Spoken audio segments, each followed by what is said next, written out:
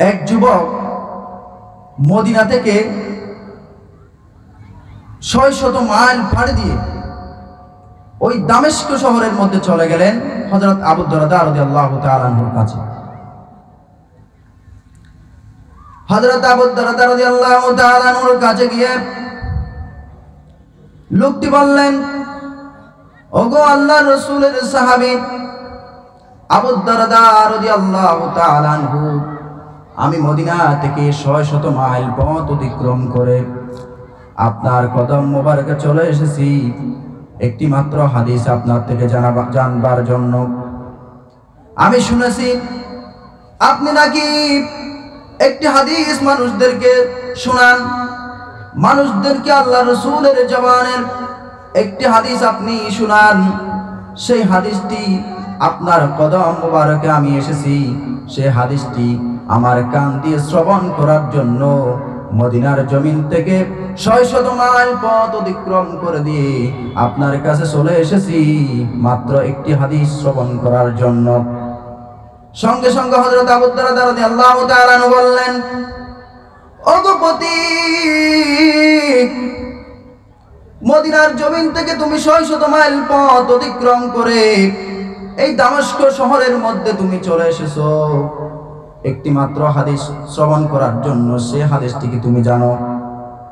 সে হাদিসটি আমি বলছি, যে হাদিসটি আমি মানুষদেরকে শ্রবণ করাই, মানুষদেরকে শোনাই, সেই হাদিসটি হচ্ছে আল্লাহ রাসূলের পাক জবান থেকে, নূরের জবান থেকে আমি শ্রবণ করেছি, আমি আবু দারদা শ্রবণ করেছি, আমি শুনেছি, আমি শুনতে পেয়েছি আল্লাহ রাসূল সাল্লাল্লাহু আলাইহি ওয়াসাল্লাম বলেছেন, কোন ব্যক্তি যখন আল্লাহর দ্বীন শিখার জন্য তালিবুল ইলম হয়ে কোন জায়গার মধ্যে যায়, কোন পথ দিয়ে অতিক্রম করে চলে যায়, সেই পথটি শুধুমাত্র পথটাকে না, আল্লাহ পাক রব্বুল আলামিনের জান্নাতে যাওয়ার জন্য সেটি একটি পথ সুগম হয়ে যায়। সুবহানাল্লাহ।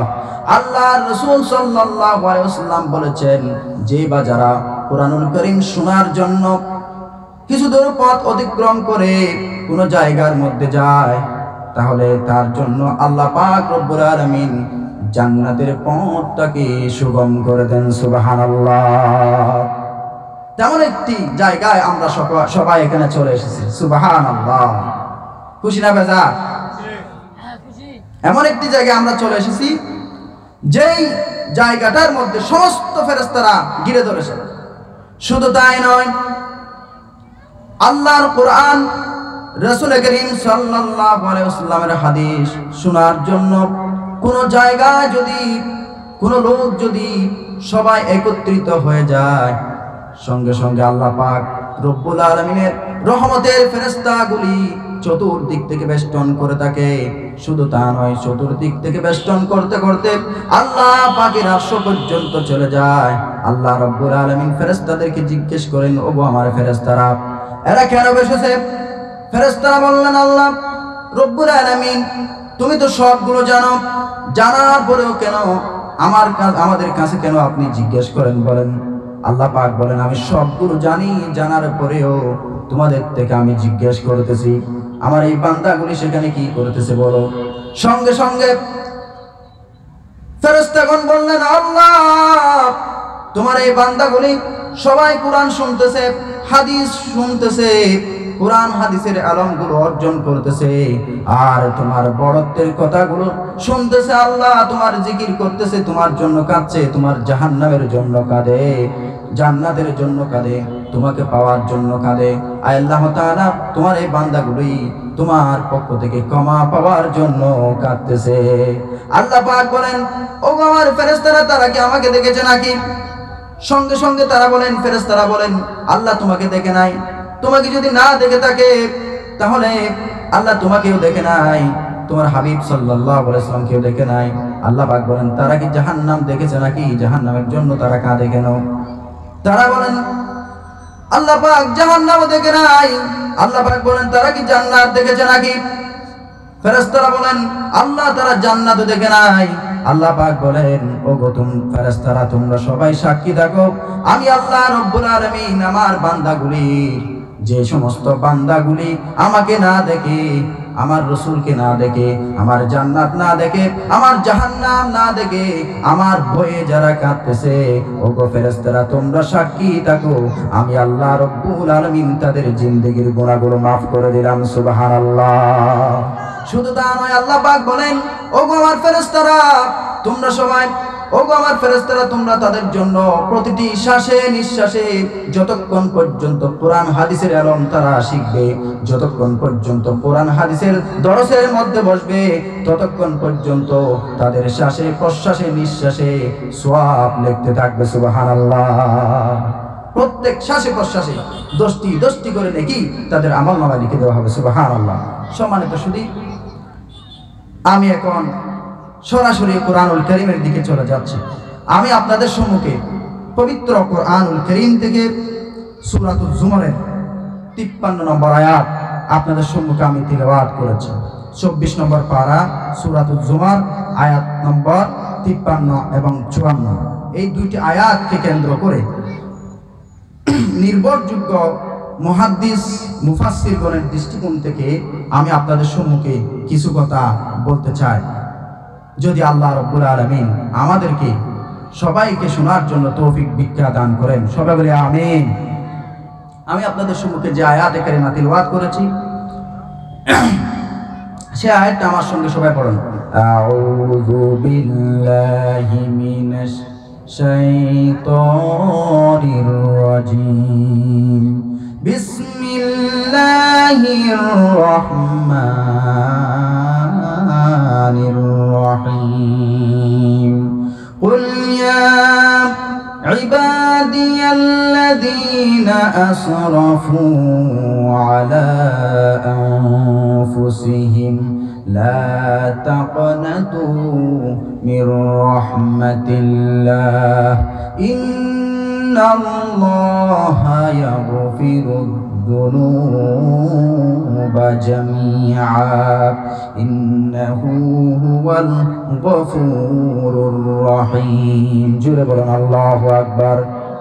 আমার ভাইয়েরা, আল্লাহ রাব্বুল আলামিন বলেন, ওগো আমার বান্দারা, হে রাসূল আপনি বলে দিন, ওগো আমার বান্দারা তোমরা যারা গুনাহ করতে করতে নিজের নফসকে জেলে ফেলেছো, নিজের নফসকে অন্যায় করতে করতে নিজের নফসকে বরবাদ করে দিয়েছো, তারা তোমরা কেউ আমার রহমত থেকে নৈরাশ হয়ে যেও না।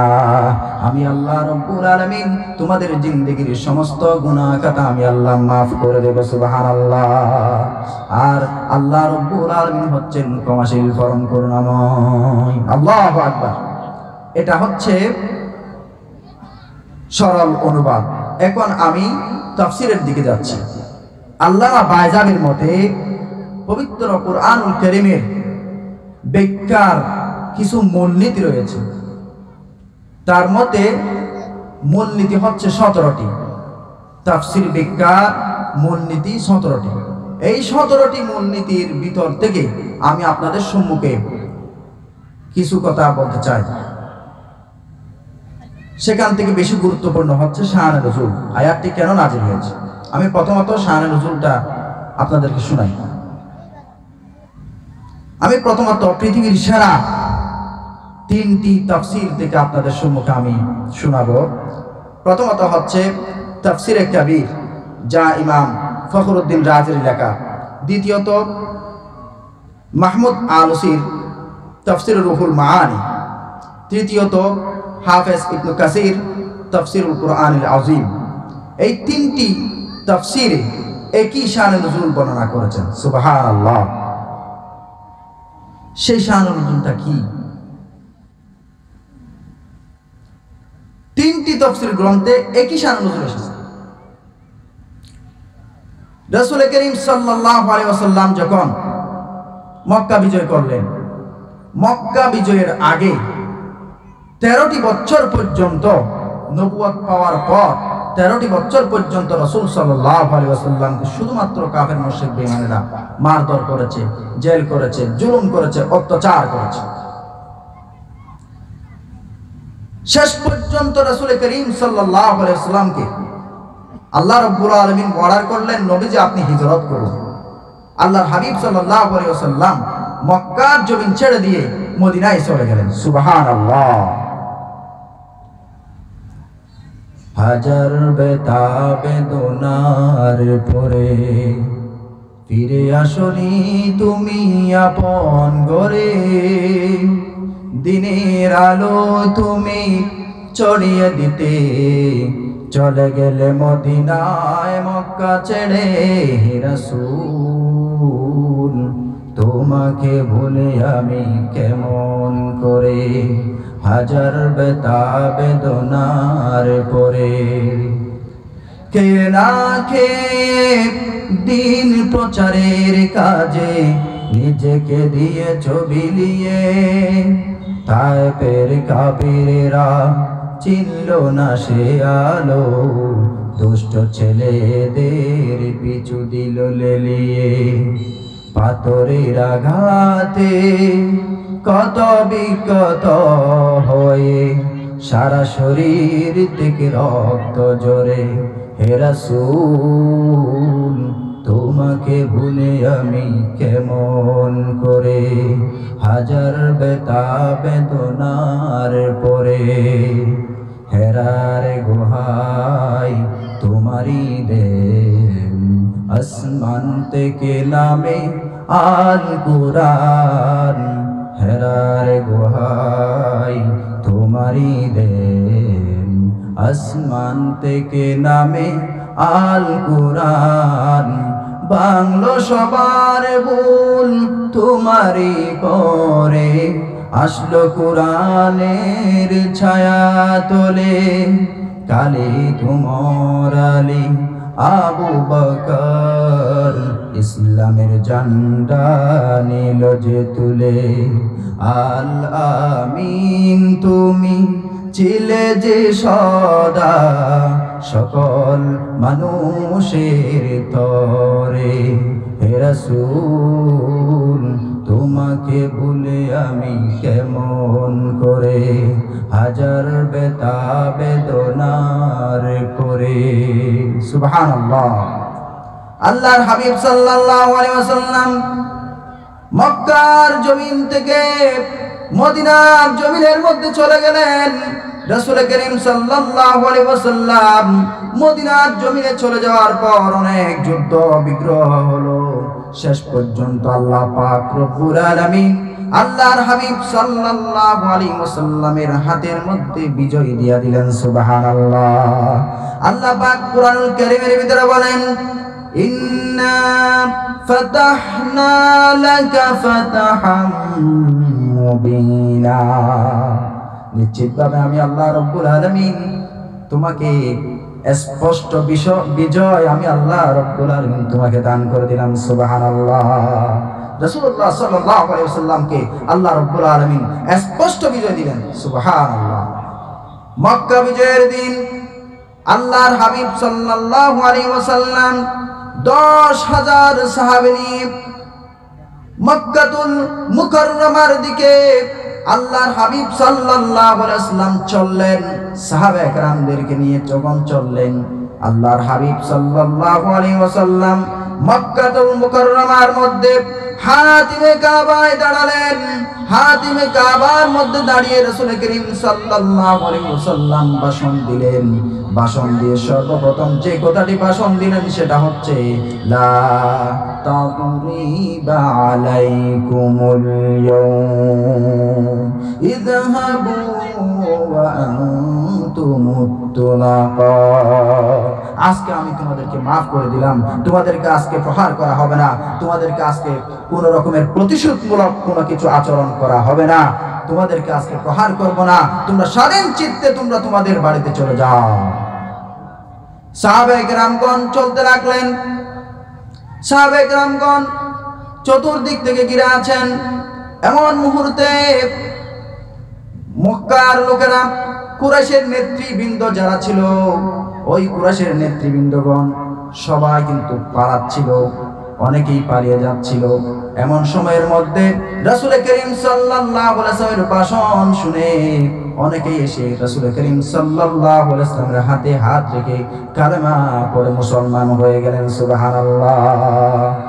কালেমা পড়তেছেন সবাই, মুসলমান যখন হচ্ছেন, এমন মুহূর্তের মধ্যে রাসূল করিম সাল্লাল্লাহু আলাইহি ওয়াসাল্লামের সামনে এক যুবক পালাচ্ছিলেন সামনে থেকে, তার নাম ছিল ওয়াহাশী। ওয়াহাশী পালাচ্ছিলেন। ওয়াহাশী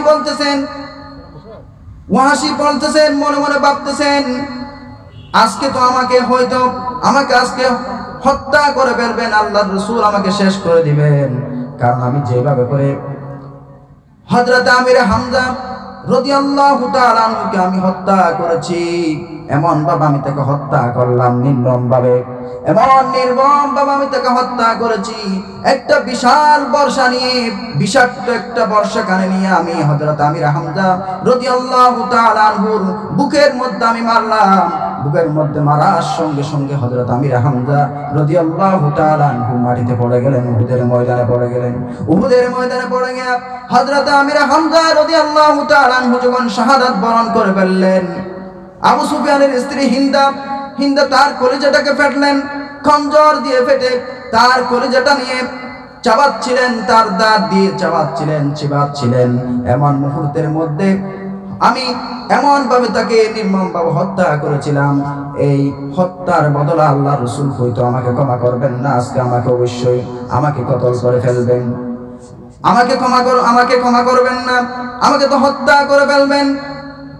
আমাকে যেহেতু হত্যা করে ফেলবেন, সেহেতু আমি রাসূলের সামনে যাব না।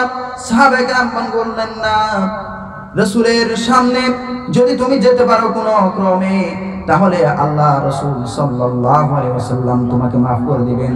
কারণ আল্লাহ রাসূল সাল্লাল্লাহু আলাইহি ওয়াসাল্লাম হচ্ছেন ওয়া মা আরসালনাকা ইল্লা রাহমাতাল লিল আলামিন। সুবহানাল্লাহ। আমি আল্লাহ রাব্বুল আলামিন तमाम বিশ্বের জন্য আমার রাসূলকে আমি রহমত স্বরূপ প্রেরণ করেছি। সুতরাং ওয়াহাশী তুমি আল্লাহ রাসূলের কদম মোবারকে চলে যাও। ওয়াহাশী রাসূল করিম সাল্লাল্লাহু আলাইহি ওয়াসাল্লামের কদম মোবারকে চলে গেলেন।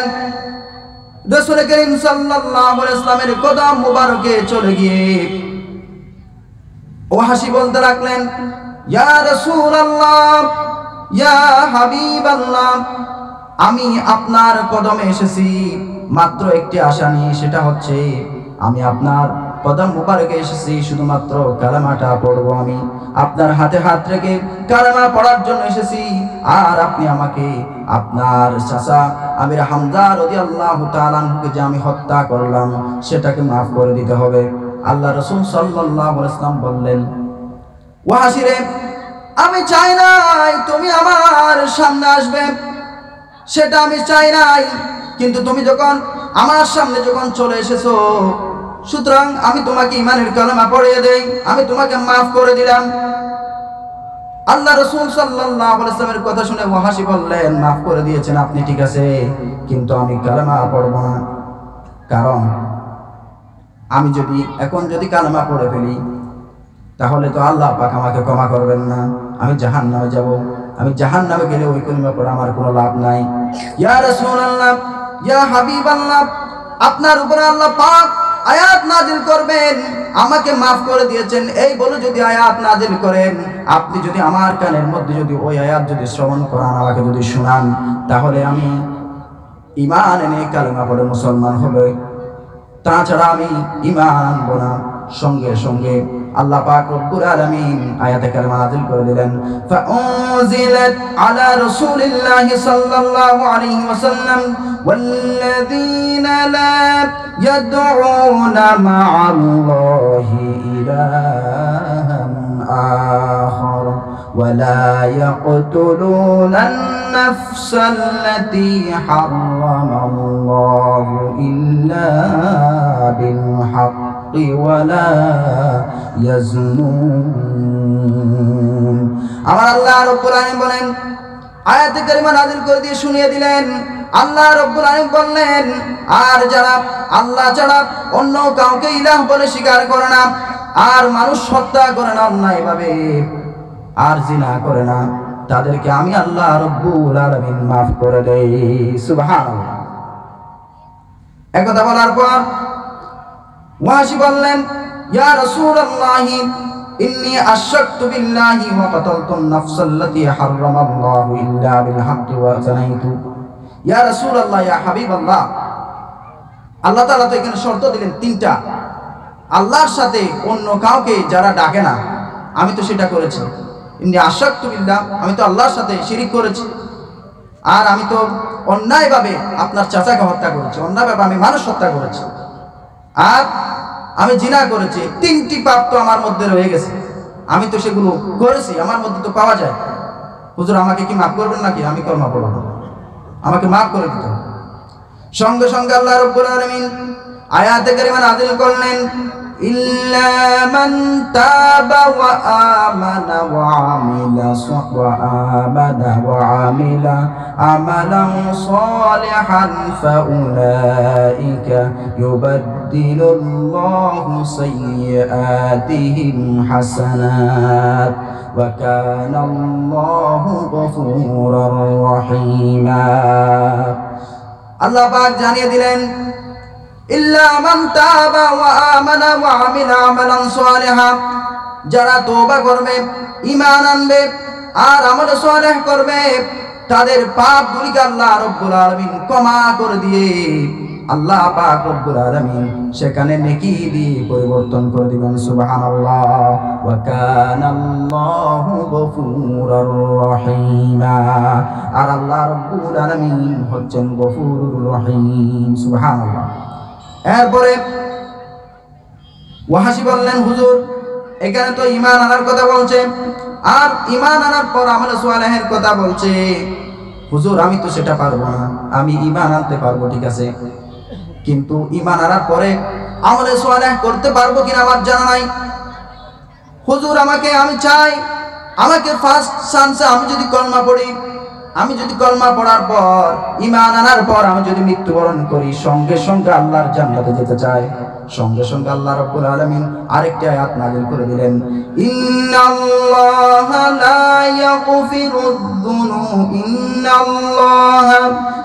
ইয়াগফিরু আন ইউশরাকা বিহি ওয়া ইয়াগফিরু মা দুনা যালিকা লিমান ইয়াশা। একদা এই আয়াতটা নাযিল হওয়ার পর ওয়াহাশি বললেন, হুজুর আমি ঈমান আনবো না। কেন? আল্লাহ তাআলা তো এখানে আরেকটি শর্ত দিয়েছেন, ইন্নী আরা ফীহি শারতান আইযান ইয়া রাসূলুল্লাহ সাল্লাল্লাহু আলাইহি ওয়াসাল্লাম ফাহিয়া মাশইয়াতুল্লাহি আযজা ওয়া জাল্লা ফালাআল্লি মিম্মান লা ইয়াশাউল্লাহ। আল্লাহ যাকে চান তাকে আল্লাহ তাআলা মাফ করবেন, এটার দ্বারা বোঝা যায় যদি আল্লাহ তাআলা যদি আমার ব্যাপারে যদি না চান। সঙ্গে সঙ্গে আল্লাহ পাক রব্বুল আলামিন চূড়ান্ত আয়াত নাযিল করে দিয়ে तमाम পৃথিবীর মানুষকে শুনিয়ে দিলেন। আল্লাহ রাব্বুল আলামিন বললেন, কুল ইয়া ইবাদিয়াল্লাযীনা আসরাফু আলা আনফুসিহিম লা তাকনাতু মির রাহমাতিল্লাহ ইন্নাল্লাহা ইয়াগফিরুয যুনুবা জামিআ ইন্নাহু হুয়াল গফুরুর রহিম। হে রাসূল আপনি বলে দিন, ওগো আমার বান্দাগণ, তোমরা যারা পাপ করতে করতে নিজেকে নিজে বরবাদ করে দিয়েছো, যারা জুলুম করে ফেলেছো, অন্যায় করে ফেলেছো, তোমরা কেউ লা তাকনাতু মির রাহমাতিল্লাহ, খবরদার খবরদার আমি আল্লাহর কাছে তওবা করো। আমি আল্লাহর তওবা থেকে তোমরা ফিরো না, আমি আল্লাহর কাছে তওবা করো, আমার রহমত থেকে নিরাশ হয়ে যেও না। ইন্নাল্লাহা ইয়াগফিরুয যুনুবা জামিআ, নিশ্চিতভাবে আমি আল্লাহ রাব্বুল আলামিন তোমাদের জিন্দেগীর সমস্ত গুনাহ খাতা আমি আল্লাহ রাব্বুল আলামিন maaf করে দেব। সুবহানাল্লাহ। ইন্নাহু হুয়াল গফুরুর রহিম, নিশ্চিতভাবে আল্লাহ রাব্বুল আলামিন হচ্ছেন গফুরুর রহিম, ক্ষমাশীল। আল্লাহ তাআলা একজন মানুষকে জাহান্নাম থেকে বাঁচাবার জন্য কতগুলো আয়াত নাযিল করলেন। দেখেন আল্লাহ তাআলা চান না বান্দা জাহান্নামে যাক।